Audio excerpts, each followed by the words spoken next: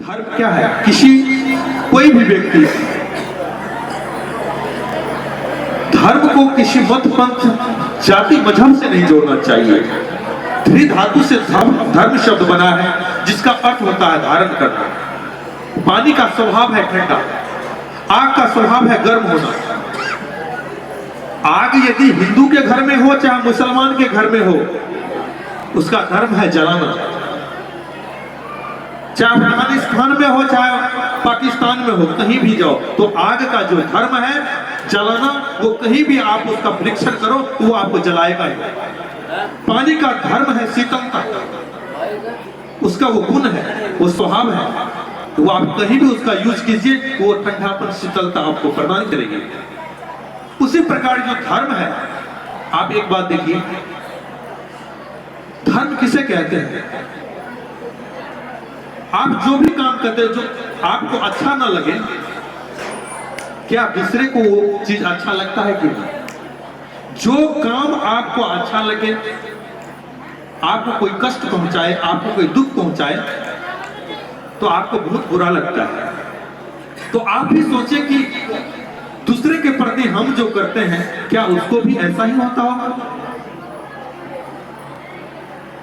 जो अपने लिए सुख सुविधाजनक लगे वही व्यवहार दूसरों के प्रति भी करना चाहिए। इसलिए करके ये सत्संग एक परिवर्तन और परिवर्तक स्थल है। इसमें मनुष्य का परिवर्तन होता है, विचार में परिवर्तन, आहार में परिवर्तन, जीवन जीने के ढंग में परिवर्तन। तो बहुत ही सुंदर उद्बोधन श्री रतन दास जी के द्वारा आपने श्रवण किया। आइए अब आपके बीच श्री रतन सिंह शेखावत जी, वो आपको एक हनुमान जी का भजन सुनाएंगे। रतन सिंह शेखावत जी, प्रेम से बोलिए आनंद कंद भगवान की जय।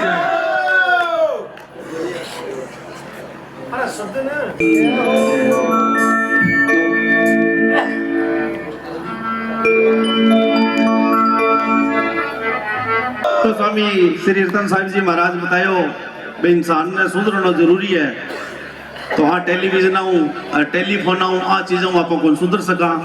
संत महापुरुषों के चरणा में जाए ही सुधरा। तो अभी मोबाइल की बात बताऊं, हमारे चौधरी साहब आया इलाहाबाद, ताऊ जी लगा, मैं ताऊ जी 2 किलो घी पड़ी हो के कहा हाँ हाँ मैं भी फोन करके तेरे ताई ने पूछ दूं। मोथे किया कर लियो ताई के फोन जाने कहा नो दिरा दियो मोबाइल मैं करो तो फोन हैंड फ्री करके देखा ताई किया बोले। ताऊ फोन करियो का हेलो आगू आ जाई का हाँ बेटा, वो फिर का हेलो का हाँ बेटा, अरे का मैं बोलूं, बोले ठीक है बेटा, अरे का तेरो राम निकल गयो क्या, मैं मनियो बा बोलूं, बोले बोल बेटा। तो फोन ले यार, कोई टेलीविजन देखा सुधरा थोड़ी। टेलीविजन में अच्छी चीज आवे सुना तो सुन सका। बोलो भगतर भगवान की। तो आज और बड़ी सुहानी घड़ी, ऐसी घड़ी बार बार आती रहे और गुरु महाराजाओं मन प्रेम और किमाली गांव का आशीर्वाद मिलता रहे।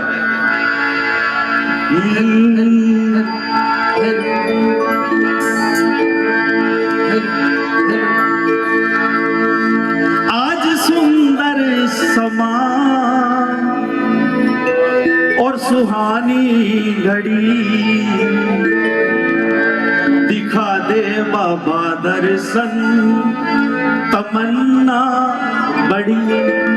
तो गुरु महाराज जी ने दर्शन दे दिए सारा भैया ने।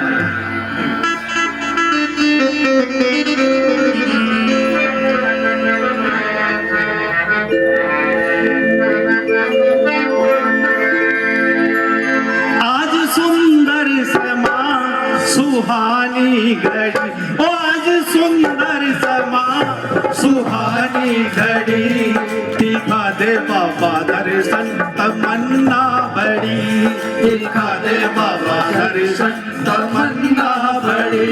आज सुंदर समा सुहानी घड़ी, आज सुंदर समा सुहानी घड़ी, दिखा दे बाबा दर्शन तमन्ना बड़ी, दिखा दे बाबा दर्शन तमन्ना बड़ी।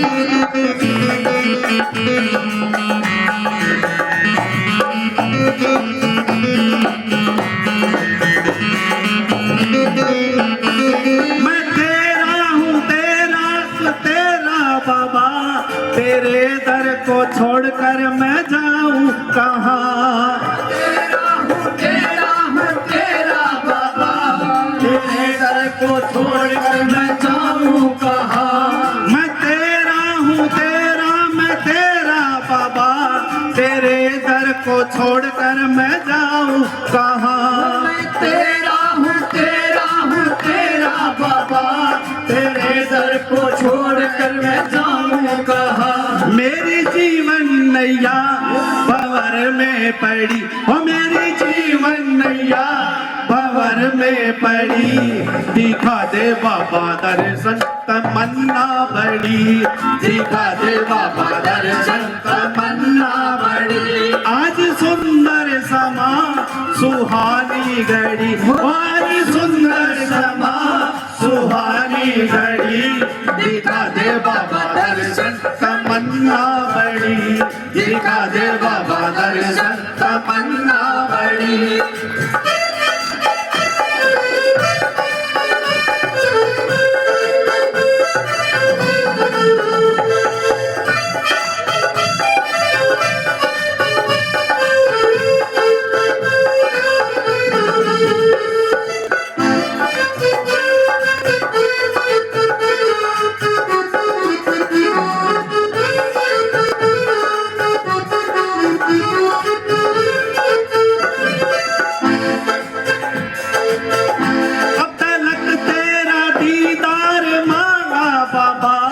तेरे चरणों का प्यार मांगा बाबा, तेरा दीदार मांगा बाबा, तेरे चरणों का प्यार मांगा बाबा।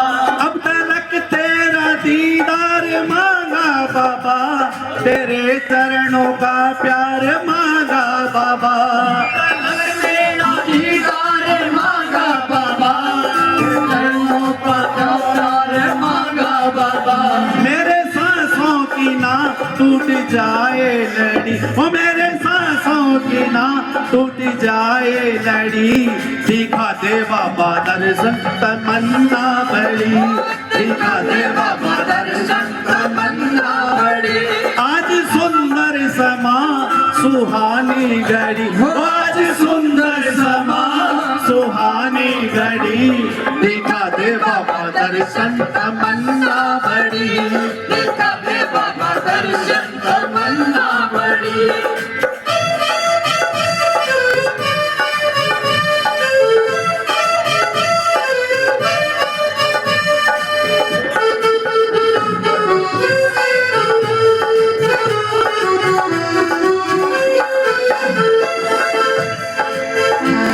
तेरा नाम रटता है सारा जहां, तू लवली को चरणों में दे दे जगह। तेरा नाम रटता है सारा जहां, लवली को चरणों में दे दे जगह। तेरा नाम रटता है सारा जहां, तू लवली को चरणों में दे दे जगह। तेरा नाम रटता है सारा जहां, तू लवली को चरणों में दे दे जगह। तेरे भजनों की धुन मेरे सर पे चढ़ी, वो तेरे भजनों की धुन मेरे सर पे चढ़ी। दिखा दे बाबा दर्शन तमन्ना बड़ी, दिखा दे बाबा दर्शन तमन्ना बड़ी। आज सुंदर समा सुहानी घड़ी, आज सुंदर समा सुहानी घड़ी। दिखा दे बाबा दर्शन तमन्ना बड़ी, दिखा दे बाबा दर्शन तमन्ना बड़ी, दिखा दे बाबा दर्शन तमन्ना बड़ी। बोलिए सतगुरु महाराज जी की, बोलो साधो सत साहेब।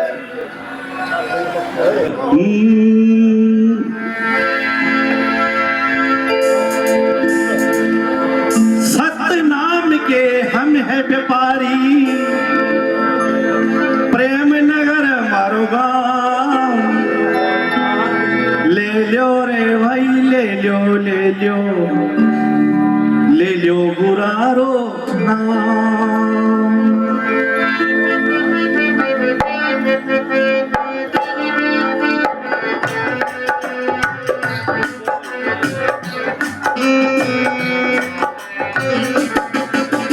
सत्य नाम के हम है व्यापारी, सत्य नाम के हम है व्यापारी। प्रेम नगर मारो गाँव, ले लो रे भाई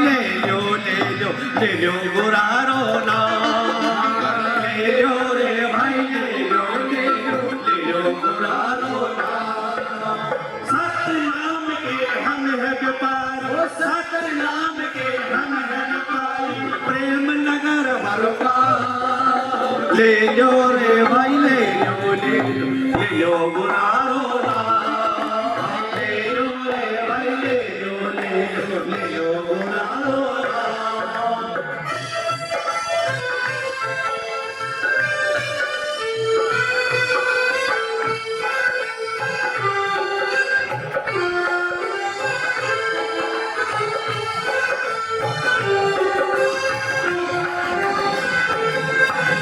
प्रेम नगर से चल कर आए, सोना सत्य नाम का लाए। प्रेम नगर से चल कर आए, सोना सत्य नाम का लाए। राम नाम अनमोल रतन है, राम नाम अनमोल रतन है, थोड़ी लगे लगाम। ले लो रे भाई ले लो गुनारो नाम। ले लो रे भाई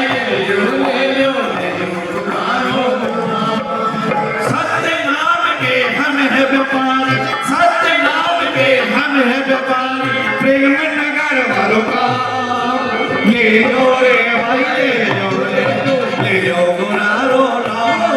ले लो रे भाई ले लो गुनारो नाम।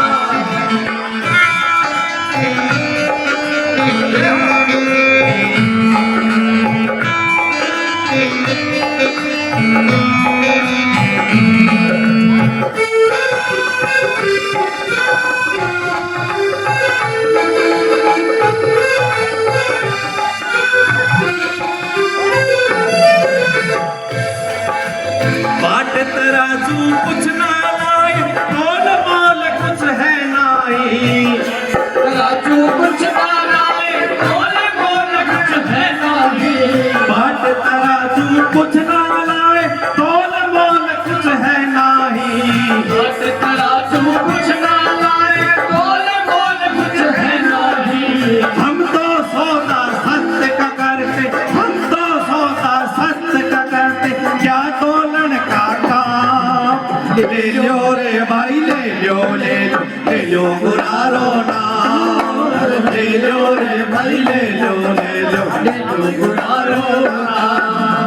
सत्य नाम के हम है व्यापारी, सत्य नाम के हम है व्यापारी। प्रेम नगर हर काम। अरे ले लो रे भाई ले लो गुनारो नाम। ले लो रे भाई ले लो गुनारो नाम।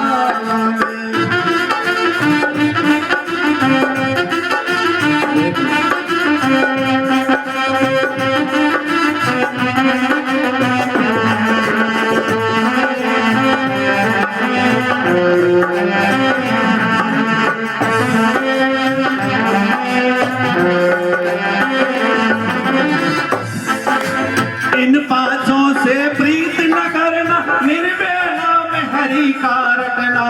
पाँचों से प्रेम न करना, निर्वेला में हरि का रटना। इन पांचों से प्रीत न करना, निर्वेला में हरि का रटना। इन पाँचों से प्रेम न करना, निर्वेला में हरि का रटना। सुगरे नर तो भर भर पीवे, सुगरे नर तो भर भर पीवे, क्या नुगरा का काम। ले लो रे भाई ले लो गुनारो नाम। ले लो रे भाई ले लो गुनारो नाम।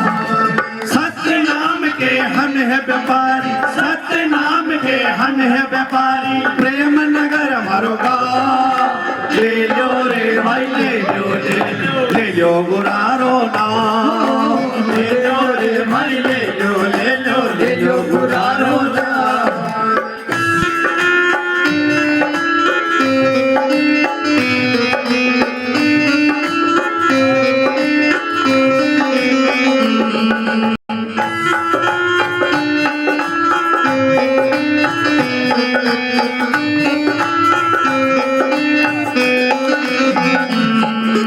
सत्य नाम का भरा खजाना, लेवेगा कोई संत सुजाना। सत्य नाम का भरा खजाना, लेवे है कोई संत सुजाना। सत्य नाम का भरा खजाना, लेवेगा कोई संत सुजाना। सत्य नाम का भरा खजाना, लेवेगा हमारी प्यारी दास रत्न हमारी सतगुरु को प्रणाम। ले लो रे भाई ले लो गुरारो नाम। ले लो रे भाई ले लो गुरारो नाम।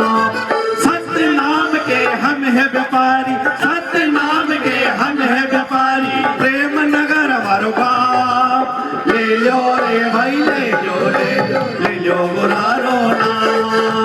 ले लो रे भाई ले लो गुरारो नाम। ले लो रे भाई ले लो गुरारो नाम। बोलिए सतगुरु महाराज की जय। सोहे मुगड़ा लाल ही लाल है, रूप तुम्हारा देख के बना हाल हुआ बेहाल है। लाल लिबाटा तन पे सोहे और गदा तेरे हाथ है। वाह वाह क्या बात है, वाह वाह क्या बात है। सिंदूरी तन मन को सोहे मुगड़ा लाल ही लाल है। सिंदूरी तन मन को सोहे मुगड़ा लाल है। रूप तुम्हारा देख के बाला हाल हुआ बेहाल है। रूप तुम्हारा देख के बाला हाल हुआ बेहाल है। लाल लगा तन पे सोहे और गदा तेरे हाथ है। बाबा क्या बात है, बाबा क्या बात है, बाबा क्या बात है, बाबा क्या बात है। सिंदूरी तन मन को सोहे मुगड़ा लाल ही लाल है। सिंदूरी तन मन को सोहे मुगड़ा लाल ही लाल है। रूप तुम्हारा देख के बाबा हाल हुआ बेहाल है। रूप तुम्हारा देख के बाबा हाल हुआ बेहाल है। लाल लंगोटा तन पे सोहे और गदा तेरे हाथ है। बाबा क्या बात है, बाबा क्या बात है, बाबा क्या बात है, बाबा क्या बात है।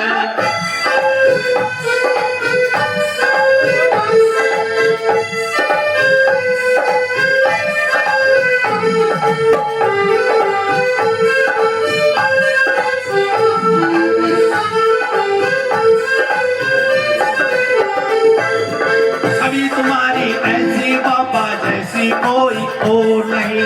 छवि तुम्हारी ऐसी बाबा जैसी कोई और नहीं। तीन लोक में तेरे जैसा दूजा है सिरमौर नहीं। तीन लोक में तेरे जैसा दूजा है सिरमौर नहीं। छवि तुम्हारी ऐसी बाबा जैसी कोई और नहीं। तीन लोक में तेरे जैसा दूजा है सिरमौर नहीं। संतस के रहते हो बाबा बड़ा निराला ठाट है। बाबा क्या बात है, बाबा क्या बात है, बाबा क्या बात है, बाबा क्या बात है। सिंदूरी तन मन को मोहे मुगड़ा लाल ही लाल है। सिंदूरी तन मन को मोहे मुगड़ा लाल ही लाल है।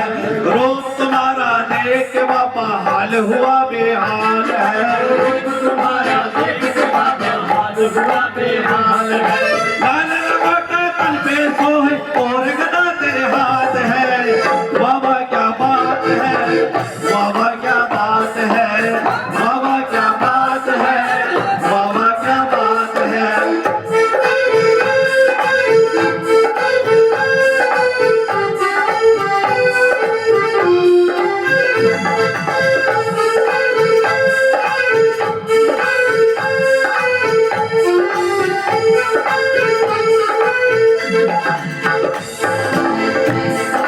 रुद्र रूप में प्यारे लगते सबका चित्त चुराते हो। रुद्र रूप में प्यारे लगते सबका चित्त चुराते हो। भगत तुम्हारा भजन करे तो मन ही मन मुस्काते हो। भगत तुम्हारा भजन करे तो मन ही मन मुस्काते हो। रुद्र रूप में प्यारे लगते सबका चित्त चुराते हो। भगत तुम्हारा भजन करे तो मन ही मन मुस्काते हो। अंबर से तुझ पे होती है फूलों की बरसात है। वाह वाह क्या बात है, वाह वाह क्या बात है, वाह वाह क्या बात है,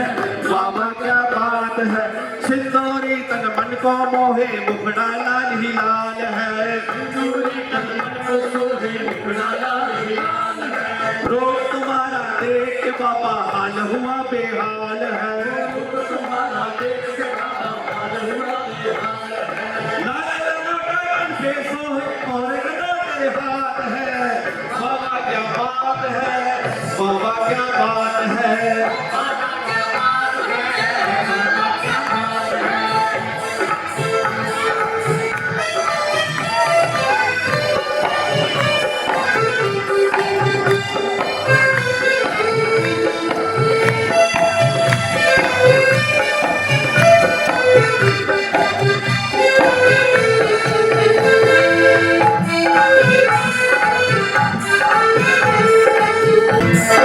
आज तुम्हारा दर्शन करने सेवक तेरे आए हैं। आज तुम्हारा दर्शन करने सेवक तेरे आए हैं। चोखा जी कहे तूने ही तो बिगड़े काम बनाए हैं। तूने भी तो बिगड़े काम बनाए हैं। आज तुम्हारा दर्शन करने सेवक तेरे आए हैं। चौखानी कहे तूने ही तो बिगड़े काम बनाए हैं। भगत तुम्हारी महिमा गाते कीर्तन की ये रात है। बाबा क्या बात है, बाबा क्या बात है। बाबा क्या बात है, बाबा क्या बात है। सिंदूरी तन मन को मोहे मुखड़ा लाल ही लाल है। सिंदूरी तन मन को मोहे मुखड़ा लाल लाल है। रूप तुम्हारा देख के बाबा हाल हुआ बेहाल है। रूप तुम्हारा देख के बाबा हाल हुआ बेहाल है। लाल लगा तन पे सोहे और गदा तेरे हाथ है।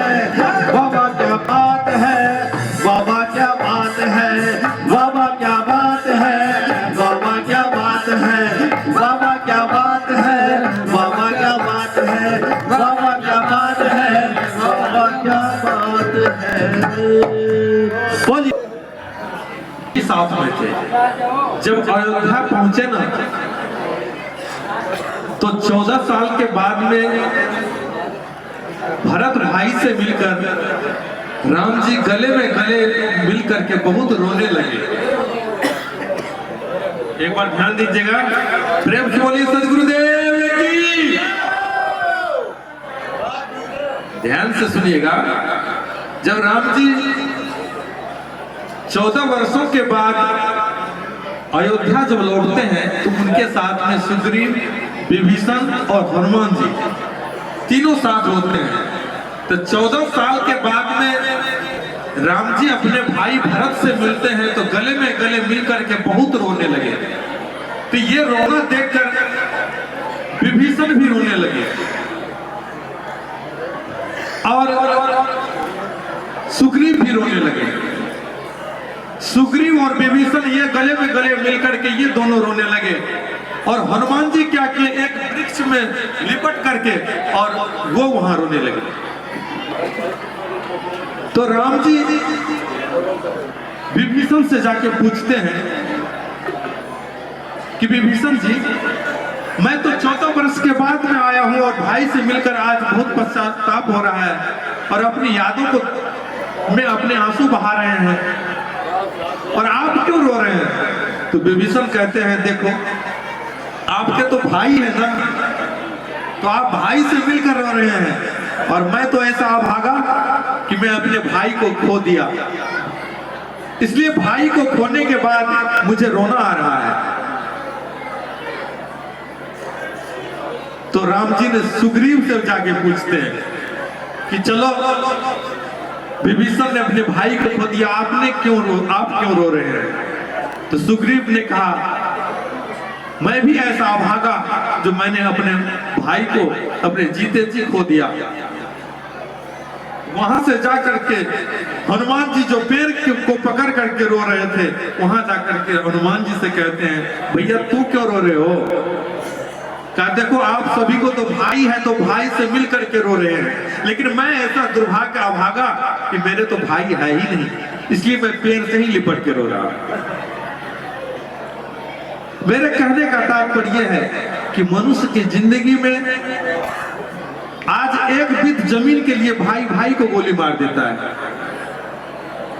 ये सत्संग सीख देता है। हनुमान जी का सिंदूर चढ़ा देने से और आरती पूजा कर देने से हनुमान जी के भगत नहीं हुआ करते। हनुमान जी की जो सेवा समर्पण भाव है राम जी के प्रति, उनकी जो सेवकाई है, उनके आज्ञा को जो पालन किस प्रकार हनुमान जी ने किया, वो जीवन में उतारेंगे तभी हनुमान भक्त कहेंगे। ये नहीं जो चंदन और तिलक लगा लिए और सिंदूर चढ़ा दिए और कहते हैं कि हम हनुमान के भगत हैं, कदापि नहीं। महापुरुषों की जीवनी हम अपने जीवन में उतारने का प्रयास करेंगे तभी हम उनका भगत हो सकते हैं। तो आइए, अभी आप सबों ने रतन जी के द्वारा हनुमान भजन सुन रहे थे और अब स्वामी श्री विद्यार्थी जी अपने को विद्यार्थी ही कहते रहते हैं। देखिए, जो महापुरुष होते हैं ना, उनको अहंकार नहीं होता, वो अपने आप को महानता और बड़प्पन नहीं दिखाता। देखिए कितने निर्मल ये संत हैं, जब भी पूछे तो अपना नाम विद्यार्थी ही कह करके, क्योंकि विद्यार्थी जो होता है वो हर वक्त सीखते ही रहते हैं। अपने को स्वामी नहीं, अपने को आचार्य नहीं, अपने को दास ही कहते हैं। तो आइए, श्री विद्यार्थी जी शिवपुरी विजयनगर से आए हैं, उनके मुखारबिंद से आप अमृत प्रवचन को श्रवण करेंगे। प्रेम से बोलिए सदगुरुदेव की। देखिए,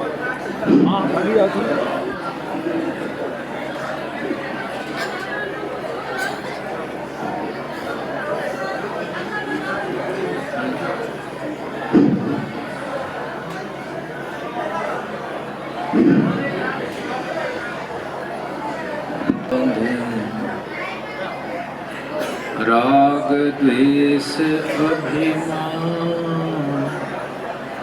तीन बात बंधन कठिन, शील समाधि ज्ञान।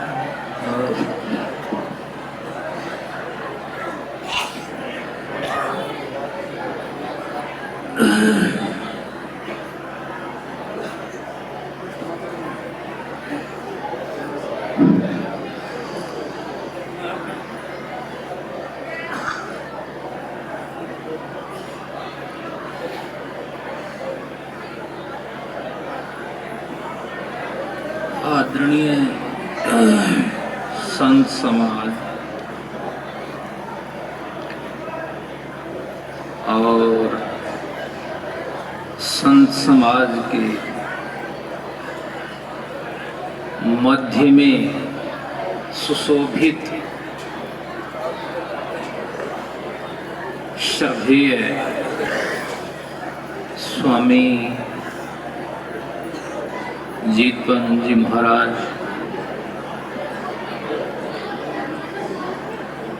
आप श्री के सानिध्य में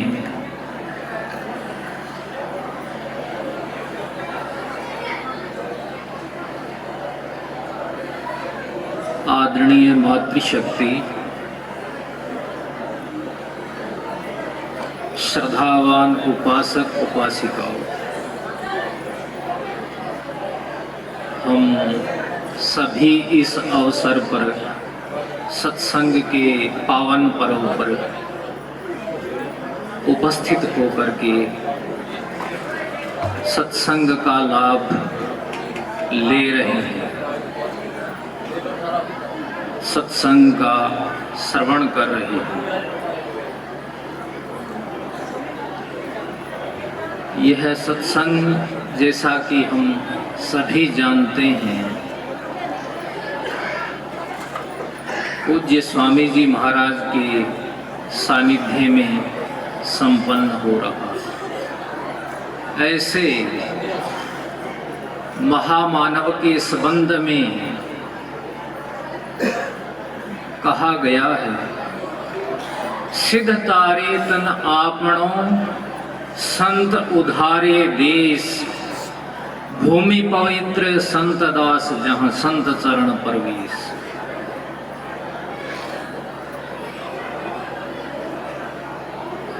सिद्ध जो है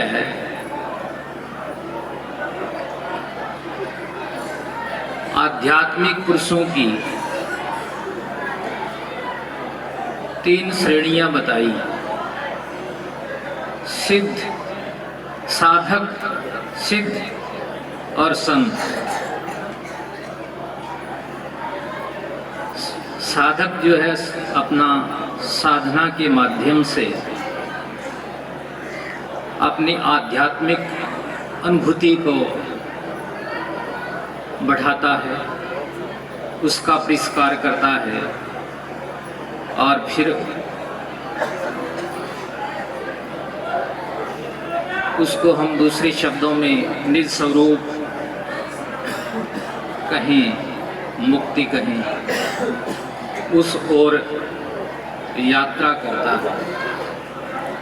सिद्ध जिसने मनादी इंद्रियों को जीत करके और अपना कल्याण कर लिया है,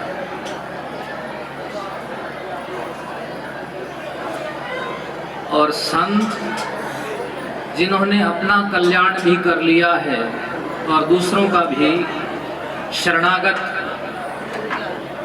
जिज्ञासुओं का, श्रद्धावान उपासकों का कल्याण भी कर रहे हैं। उन्हें दूसरे शब्दों में तरण तारण भी कहा जाता है।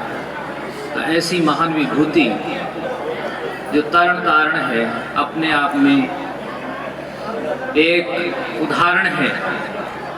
उनके सानिध्य में बैठ करके हम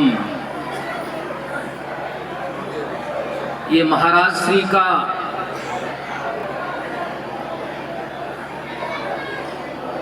पावन जन्म स्थान है, ये एक तीर्थ है और आप सभी को पता है, आप सभी का अनन्य श्रद्धा भाव है। मैं तो कहूँगा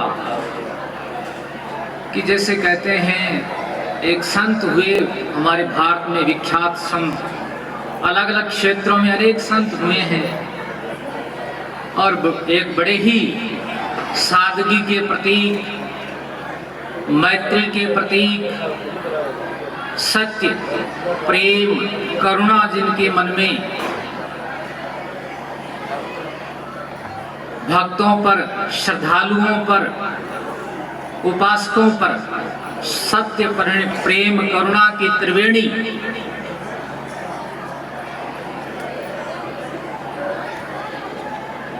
भक्तों के प्रति, जनता के प्रति, प्राणियों के प्रति त्रिवेणी का भाव प्रवाहित होता था। ऐसी महान विभूति सत्य साईं बाबा हुए हैं, शिरडी के साईं। तो ये जो महान पुरुष जो हमारे मध्य में विराजमान हैं, मैं कहूँगा कि आप दूसरे इस ख्योवाली के जो महाराज श्री की पवित्र जन्मभूमि है, यहाँ के आप दूसरे साईं बाबा हैं, जहाँ भक्तों की, श्रद्धालुओं की और साधु संतों का आपके प्रति श्रद्धा का भाव प्रकट होता है और आपके मन में सभी प्राणियों के प्रति सत्य, प्रेम, करुणा की अजस्र धारा प्रवाहित निरंतर प्रवाहमान होती रहती है। आप सभी श्रद्धालु जहाँ जहाँ महाराज श्री का सत्संग परमार्थ का यह है अद्भुत संगम, हरिद्वार में, इलाहाबाद में, भादरा रासलाना में, मसीता वाली हेड, जहाँ जहाँ भी आपके सेवा उपक्रम साधना का जो संगम, ऐसा अद्भुत प्रयास चल रहा है, वहाँ आप सभी को महाराज श्री के दर्शन समय समय पर होते रहते हैं और महाराज श्री आप सभी को दर्शन देते हुए, आप सभी को प्रेरणा देते हुए संत समाज में निरंतर भ्रमण करते हुए और हमारे इस देश में जहाँ महाराज श्री का जन्म हुआ है, वैसे साधु संतों को कोई एक देश की सीमा बांध नहीं सकती है। जिस क्षेत्र में रहते हैं संत, विचरण करते हैं, हम बाबा कबीर साहिब की जीवनी उठाकर देख लें, गुरु नानक साहिब की जीवनी उठाकर देख लें, जिन्होंने निरंतर भ्रमण किया। संत अभिलाष साहिब जी महाराज कहा करते थे कि साधु के पैर में चक्के लगे होते हैं, साधु एक जगह नहीं ठहरता है। एक जगह ठहरे तो संगत, सारी संगत जो है वो एक जगह आकर के संत के दर्शन करने में सभी के सभी समर्थ नहीं होते हैं। जहाँ जहाँ महापुरुषों का स्थान होता है, तप स्थान होता है, तपोभूमि होती है, जन्म स्थान होता है, वहाँ साधन वाले लोग ही, जिनके पास में थोड़ा बहुत साधन होता है, वही लोग पहुंच पाते हैं। सब के सब लोग नहीं पहुंच पाते। इसलिए महापुरुष कृपा करके यत्र तत्र भ्रमण करते हुए, संतों से मिलते हुए, संगत को दर्शन कर देते हुए और श्रद्धालुओं को धर्म के प्रति श्रद्धावान बनाते चलते हैं, धर्म के प्रति प्रेरणा देते चलते हैं। तो विशेष करके स्वामी जी महाराज के संबंध में आप सभी महानुभाव श्रद्धालु जानते हैं, और मैं इस अवसर पर आपसे यह भी निवेदन करना चाहूँगा कि जैसे पूज्य स्वामी जी महाराज ने इलाहाबाद में कबीर वृद्ध आश्रम का निर्माण जो किया है, वो कोई जो लोग अपने माता पिता की सेवा नहीं करते हैं उनके लिए नहीं किया है। संत कबीर वृद्ध आश्रम, वृद्धताई जो है वो कई प्रकार की मानी गई है। ज्ञान वृद्ध, वयोवृद्ध, उम्र में जो बड़ा हो वो उसको वयोवृद्ध, और कोई धनवान हो, गुणवान हो, वो भी वृद्ध है। धनवान हो उसको भी वृद्ध माना गया, धन संपत्ति है उसके पास में, वो गुणों का सागर है, गुणों की खान है, वो भी वृद्ध माना गया है। कई प्रकार के वृद्ध माने गए हैं। वो तो कोई लावार, जैसे कोई लाचार है जिसका आगे पीछे कोई नहीं है, ऐसे महानुभाव वहाँ आए, रहें और अपने जीवन को भगवान का स्मरण करते हुए, सद्गुरु संतों की वाणी का वाचन करते हुए अपने जीवन को उपकृत करें, अपने जीवन को सफल बनाएं। बाकी हम सभी को, और विशेष करके माताओं को चाहिए, माताओं बहनों और नौजवानों को चाहिए कि वो अपने माता पिता की, बड़े बुजुर्गों की सेवा करें। भगवान तथागत के पास, भगवान बुद्ध की शरण में जो अभी कोई संगत श्रद्धावान उपासक उपासिकाएं जब आते थे, तो भगवान कहा करते थे कि तुम अपने बूढ़े माता पिता की, आचार्य की, जिनसे शिक्षा प्राप्त की है, या जो लाचार है, बेबस है, उनकी सेवा करो, उनकी सेवा करो।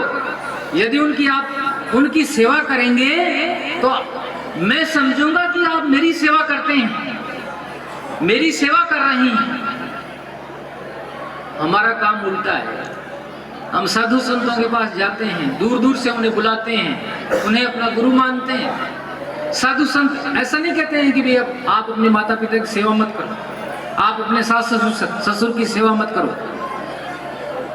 साधु संत तो ये कहते हैं कि आप अपने बूढ़े माता पिता की सेवा कीजिए, प्रेम से घर में रहिए, अच्छा वातावरण बना करके रहिए, तो आपका घर जो है, घर परिवार सुखद, सुंदर और स्वर्ग बन जाएगा। स्वर्ग कहीं आकाश में है क्या, पाताल में है क्या? यह संसार के अंदर जो है हम अपने घर परिवार के वातावरण को सुंदर बना करके रखेंगे, हमारा स्वभाव सुंदर अच्छा बन जाएगा, तो जो अच्छा आदमी जहां भी जाएगा वो एक वहां स्वर्ग का निर्माण कर लेगा। तो बुरा आदमी जहां भी जाएगा तो नरक जो है, जिसे लोग नरक कहते हैं, हमारी लोक भाषा के अंदर हम लोग नरक कहते हैं, वो नरक कहाँ है? आकाश में है क्या पाताल में है क्या? नहीं, ये कल्पना है। महापुरुषों ने, मनुष्यों ने, विचारकों ने, आध्यात्मिक पुरुषों ने, महात्माओं ने कहा है कि स्वर्ग और नरक जो है मनुष्य के चित्त में है, मन में है। हम जहां भी जाएंगे, अच्छा आदमी जहां भी जाएगा वहां स्वर्ग का निर्माण कर लेगा, और अच्छा आदमी जहां भी जाएगा वहां सुख की नदी बहने लग जाएगी, सुख का एक समागम तैयार हो जाएगा। जैसे ये सत्संग का समागम जो महाराज श्री विराजमान है और हम इनके सानिध्य में जो है सुख का अनुभव कर रहे हैं, आपके छत्र छाया में बैठ करके हम जो है वैकुंठ का अनुभव कर रहे हैं।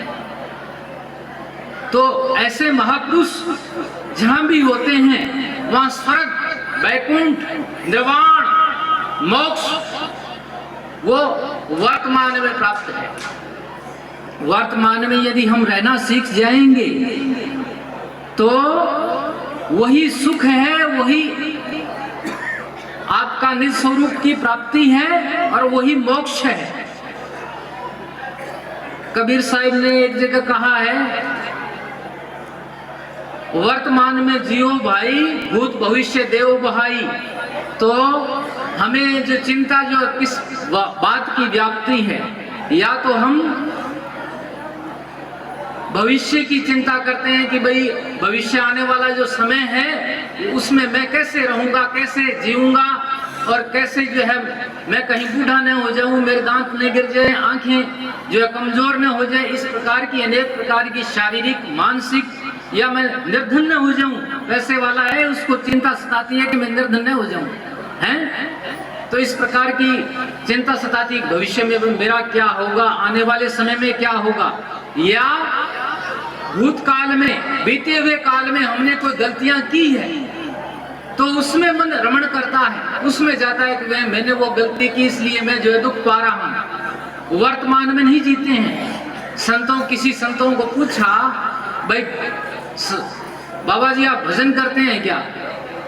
तो एक तो ये जैसे आपने पेटी बाजे पर ये सुनते हैं, भजन सुनते हैं, संतों की वाणी सुनते हैं, इसको भजन कहते हैं।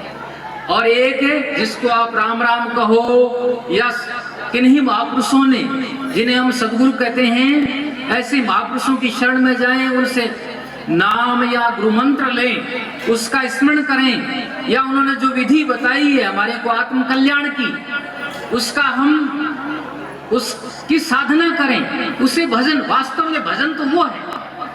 वर्तमान में ठहर जाना, उसे महापुरुषों ने भजन बताया।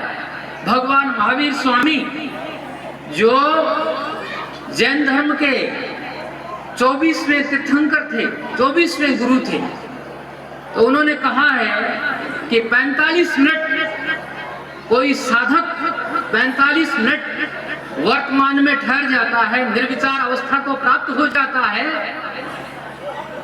वो समझो निर्वाण को प्राप्त हो गया, वो समझो केवली को प्राप्त हो गया, वो समझो अपने निज स्वरूप को प्राप्त हो गया।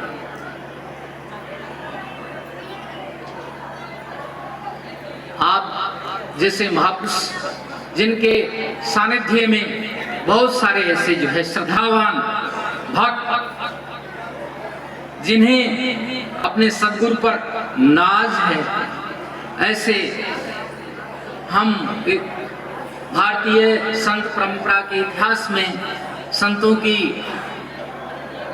जीवनियों में पढ़ते हैं कि एक संत, एक कविराज हुए अमीर खुसरो, उनके गुरु थे पीर निजामुद्दीन औलिया, जिनका दिल्ली में मकबरा बना हुआ। अमीर खुसरो के गुरु संत निजामुद्दीन औलिया उनके पास कोई एक गरीब आदमी आया। वो कहता है, पीर साईं मेरी बेटी की शादी है, पीर साईं मेरी बेटी की शादी है और आप कृपा करो मेरे को कुछ दो ताकि मैं अपनी बच्ची के या हाथ पीले कर सकूं। पीर साईं इंतजार करते हैं कि कोई भक्त आता है क्या, आ रहा होगा। वो जानी जान थे, इंतजार करते रहे, कोई भक्त नहीं आया। या उन्होंने अपने निश्चय की अमीर खुसरो की परीक्षा लेनी चाहिए होगी। अमीर खुसरो जो है उनका मन अपने गुरु के बिना, मुर्शिद के बिना नहीं लग रहा था, तो वो अपनी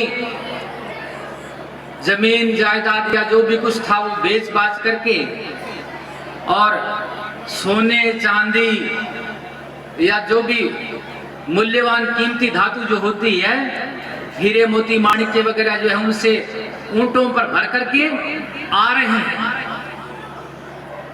इसके पास, अपने मुर्शिद के पास, निजामुद्दीन औलिया के पास दिल्ली आ रहे हैं। और उस भक्त ने कहा कि साईं कृपा करो मेरी बेटी की शादी है, दिन नजदीक आ गए हैं। तो निजामुद्दीन औलिया पीर साईं जो उन्हें कहते हैं, लो और तो मेरे पास कुछ नहीं है, ये मेरी पैरने की पन्ही है, मोचड़ी है, जूते हैं, ये ले जा। वो उनको, अपने भक्त को जो है, जो गरीब आदमी आया था, उनको वो जूती दे देते हैं। और वो भक्त जो है वहां से लेकर के और चल देता है। पीर साईं ने और कुछ तो मेरे को नहीं दिया, कोई सोना चांदी गहना कुछ नहीं दिया है, पैसे नहीं दिए हैं। पीर साईं ने मेरे को जो है ये मोचड़ी दी है, ये पन्ही दी है, मैं क्या करूंगा इनका। ऐसे मन में गिड़गिड़ाहट करता हुआ जा रहा है। आगे गया, आगे ऐसी चिंता में जा रहा है। आगे अमीर खुसरो उनको मिल जाते हैं। निजामुद्दीन औलिया मुर्शिद सदगुरुदेव को तो पता ही था कि आगे मेरा चेला आ रहा है और वो धन ला रहा है, और इसकी वहां आगे जो है रास्ते में मुलाकात होगी और इसका काम बन जाएगा। वहां मुलाकात होती है उनकी दोनों की। तो वो अमीर खुसरो पूछते हैं, कहां से आ रहा भाई तुम? कि मैं पीर साईं निजामुद्दीन औलिया साहब के पास से आ रहा हूँ। किस लिए गए थे? दर्शन करने गए थे क्या? हाँ दर्शन समझो, दर्शन करने भी गया था, पर मैंने अपनी बेटी की शादी करनी है। मेरे पास कुछ साधन तो है नहीं, मैं तो गरीब आदमी हूँ। मैं पीर साईं के पास इसलिए गया था कि मेरे को कुछ दे दें तो मैं अपनी बेटी की शादी कर दूं। तो उन्होंने कुछ दिया? कि हाँ दिया, उन्होंने दिया तो सही, मेरे को तो ये जो है जूती दी है। वो कहते हैं और तो मेरे पास कुछ नहीं है, वो दोनों जहान के वाली हैं, और वो कहते हैं मेरे पास और कुछ नहीं है, जूती दी है। तो वो कहते हैं हाँ मेरे को खुशबू आ रही थी कि मेरे पीर साईं की, मेरे मुर्शिद की, मेरे मुर्शिद की खुशबू आ रही थी मेरे को, कि पीर साईं की खुशबू कहां से आ रही है? तू तो वहां से उनकी जो है सारी रहमत ले आया, तेरे को उन्होंने जूती दे दी? कि हाँ उन्होंने जूती दी है। तो सौदा सस्ते में पट गया भाई, हैं? ये ले जा। तू मन में करता आ रहा था ना कि पीर साईं ने मेरे को कुछ नहीं दिया, मुर्शिद ने मुझे कुछ नहीं दिया, दोनों जहान के वाली ने कुछ नहीं दिया। ये जो है तेरे को जितना जो धन माल चाहिए तेरी बेटी के लिए, वो तेरी बेटी नहीं मेरी बेटी भी है, तू ये सारा ले जा। और ये मेरे मुर्शिद के, मेरे गुरुदेव के जूती जो है वो मेरे को दे दे, मेरे को दे दे। मैं ये मेरी जो है हाथ जोड़ के तेरे से विनती है। उन्होंने सारा जो है उस गरीब भाई को दे दिया और जूते उनसे लेकर के और अपने चरणों पर लगाए, मस्तक पर लगाए हैं। ये मेरे गुरुदेव के चरण पादुका है। तो इस प्रकार से जिनको महापुरुषों की परख है, जानकारी है, सदगुरु के प्रति श्रद्धा भाव है, अनन्य श्रद्धा है, वो महापुरुषों की कीमत समझते हैं, महापुरुषों के समय की कीमत समझते हैं कि इस युग के अंदर कौन महान विभूति है। ऐसे महापुरुषों के संबंध में कहा गया है, लाखा में लाभ नहीं, करोड़ा में जाजोय, अरब खरब भेड़ा हुए या एक या दो। तो ऐसी महान विभूति जो धर्म सम्राट, जो सत्य प्रेम करुणा की साक्षात मूर्ति है, जिनके सानिध्य में बैठ करके हम आनंद का अनुभव कर रहे हैं। एक महापुरुष थे जिन्होंने जाकर के दुनिया में जाकर के, पूरी दुनिया में जाकर के, विशेष करके अमेरिका में जाकर के, और भारतीय अध्यात्म ज्ञान का उन्होंने पाठ पढ़ाया। उनमें सरलता का भाव इतना था कि वो जब अपनी सत्संग में अपने शिष्य लोगों के साथ सामने जब जाया करते थे, तब उनके हाथ ऐसे जुड़े हुए होते थे। उनका नाम आपने सुना होगा। बहुत से लोग उन्हें समझ नहीं पाए, इसलिए उनके मन में एक वितृष्णा का भाव, एक किसी किसी के मन में तो घृणा का भाव भी बना हुआ। उनका नाम था आचार्य रजनीश, भगवान रजनीश ओशो।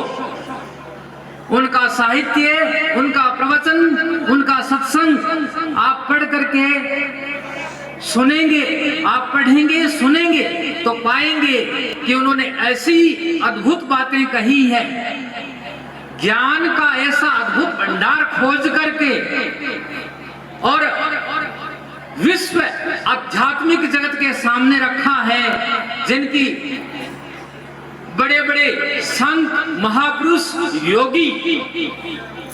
योगीश्वरों के मुख से आप सहज भाव से सुन नहीं पाओगे। बहुत से लोग, बहुत से वक्ता, बहुत से आचार्य रात को उनको सुनते हैं या उनको पढ़ते हैं, उनका टेप प्रवचन सुनते हैं या उनको पढ़ते हैं, उनकी पुस्तकों, उनके ग्रंथों को पढ़ते हैं, दूसरे दिन वही जाकर के अपना बोल देते हैं। अपना कोई निजी अनुभव नहीं होता है, निजी अनुभव किसी किसी का होता है। आज वर्तमान में क्या है, पढ़े लिखे आज के हमारे साधु जो है, पढ़े लिखे विद्वान मिलेंगे, साधक नहीं मिलेंगे।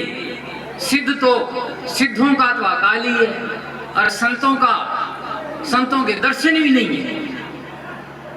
इस युग के अंदर ऐसी महान विभूति, सिद्ध तारे तन आपणों, संत उधारे देश, भूमि पवित्र संत दास, जहाँ संत प्रमट, संत चरण प्रवेश।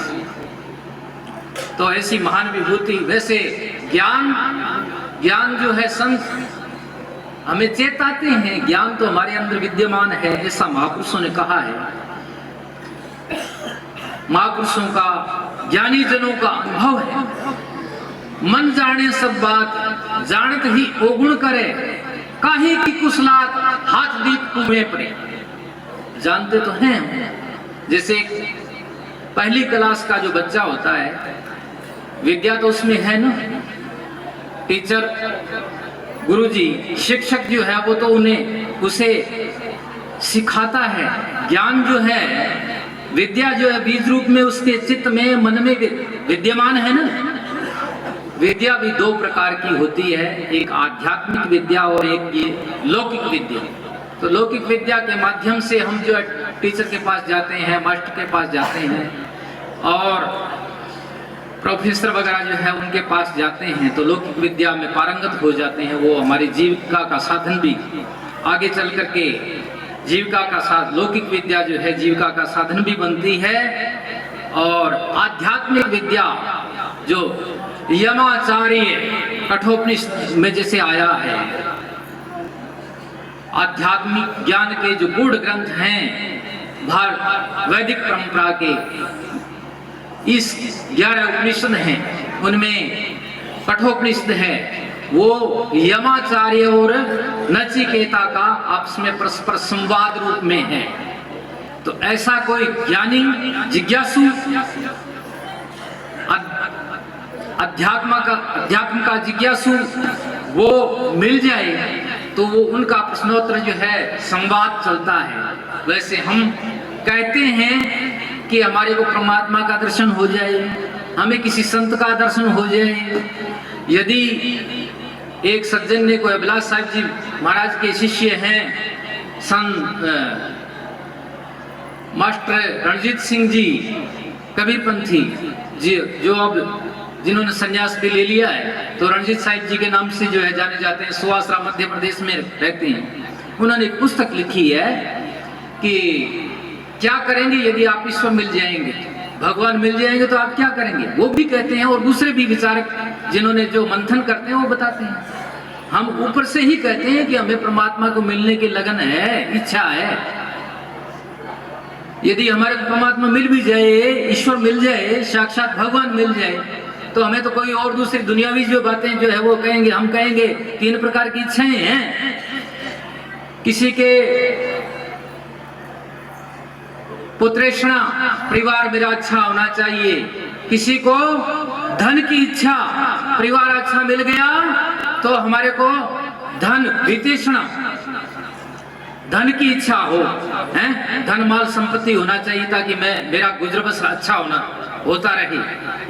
और फिर जो है तीसरा, परिवार भी अच्छा है, धन भी मिल गया, धन ऐश्वर्य संपत्ति भी मिल गई, तो तीसरी इच्छा है लोकेशना। लोकेशना यानी मान सम्मान करने वाला भी होना चाहिए। तो साधुओं के संबंध में कहा गया है, साधु जो है घर छोड़ करके साधु हो जाते हैं, वैरागी बन जाते हैं, तो वो पुत्र परिवार की इच्छा छोड़ देते हैं, धन की इच्छा छोड़ देते हैं, परंतु मान सम्मान की इच्छा जो है उसको नहीं छोड़ पाते। और उनको चाहिए कि भाई आम गृहस्थी तो क्या छोड़े, साधु भी सोचते हैं कि हमारे को भी कोई नमस्कार प्रणाम करने वाला वो भी होना चाहिए। वह वास्तव में देखा जाए तो हम सभी एक समान ही हैं। ज्ञान की विशेषता है। पूज्य स्वामी जी महाराज जिन्होंने अपने आप को जान लिया, ज्ञान निज स्वरूप को प्राप्त हो गए, इसलिए आपकी विशेषता है। और नहीं तो हम जो बीच वाले जो है ना वो तो ऐसा ही है। स्वामी योगीराज स्वामी सियाराम जी महाराज एक महान विभूति हुए हैं। पातंजलि योग प्रदीप नाम की एक ग्रंथ है, गीता प्रेस से छपा हुआ, उसके व्याख्याकार हैं स्वामी उमानंद जी तीर्थ। तो उसमें स्वामी सियाराम जी महाराज का जो है, योगीराज स्वामी सियाराम जी महाराज का जो है चित्र दिया हुआ है, फोटो दिया हुआ है।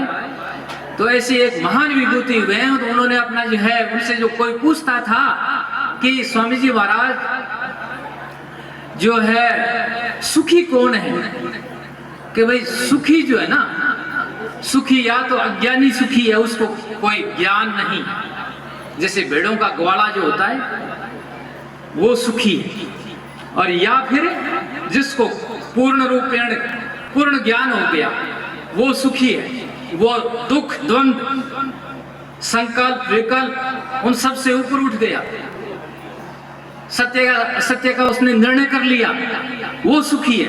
बीच वाले तो गड़बड़ में ही है। तो अपन लोग बीच वाले जो है गड़बड़ में हैं। तो हमें ऐसे महान विभूति के सानिध्य में आकर के आपकी शिक्षाओं का जो है जीवन में धारण करके अपने जीवन को सफल बनाना चाहिए। और ये शिकायत नहीं, हम सभी को जो हम पूज्य स्वामी जी महाराज के सानिध्य में आए हैं, आप भक्त लोगों को ऐसा मौका नहीं मिलना चाहिए। कई बार मैं अपने जीवन की एक उदाहरण के लिए बात बता देता हूँ। कई लोग कहते हैं स्वामी जी महाराज जी आपने कोई चेला चेली बनाया। मैंने कहा मेरे को चेला चेली बनाने की इच्छा नहीं।